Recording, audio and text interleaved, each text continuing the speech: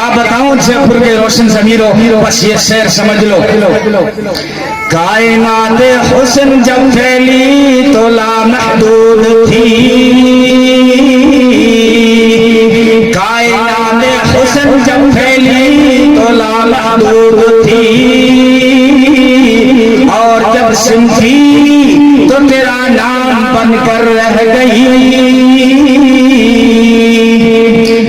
ہاں، ایسا اللہ تعالیٰ نے حسین آئیڈیل دیا ہے، اور ان کا سب سے بڑا احسان یہ ہے، بات کو سمیٹ رہا ہوں، وہ سب سے بڑا ان کا تحفہ جو ہے وہ قرآن کریم ہے، جو یہ بچے جو آپ کے سامنے بچے اور بچیاں بیٹھے ہیں، یہ قرآن کے کریم کی جو دولت حاصل کر رہے ہیں، کائنات میں اس سے بڑی کوئی دولت نہیں، یہ سات دونوں جہاں کی دولت ہے۔ قرآن دوستو ہمارے لیے دستور حیات ہے، منشور حیات ہے، ضابطہ حیات ہے، بلکہ آب حیات ہے۔ قرآن کا پڑھنا بھی عبادت ہے، قرآن کا پڑھانا بھی عبادت ہے، قرآن کا سنانا بھی عبادت ہے، قرآن کا سننا بھی عبادت ہے، قرآن کو چھونا بھی عبادت ہے، قرآن کو دیکھنا بھی عبادت ہے، قرآن کو حفظ کرنا بھی بہت بڑی عبادت ہے۔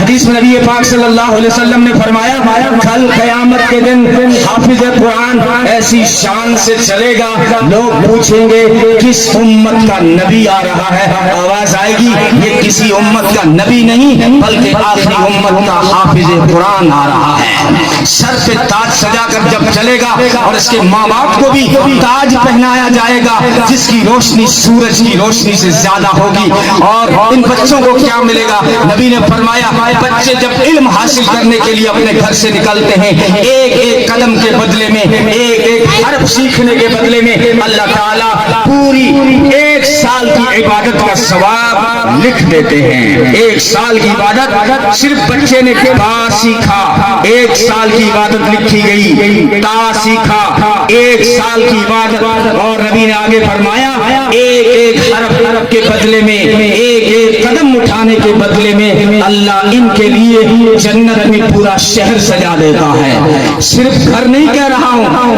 گھر تو اس کے لیے بنتا ہے، من بنا للہ مسجدا بنا اللہ لہ بیتا فی الجنہ، کہ جو مسجد اللہ کے لیے بنائے اس کے لیے جنت میں گھر بن جاتا ہے۔ لیکن ان پڑھنے والے بچوں کے لیے نبی نے فرمایا یہ علم حاصل کرتے ہوئے ایک حرف سیکھتے ہیں یا ایک قدم اٹھاتے ہیں تو اس قدم اٹھانے کے بدلے میں جنت میں پورا شہر سجایا جاتا ہے۔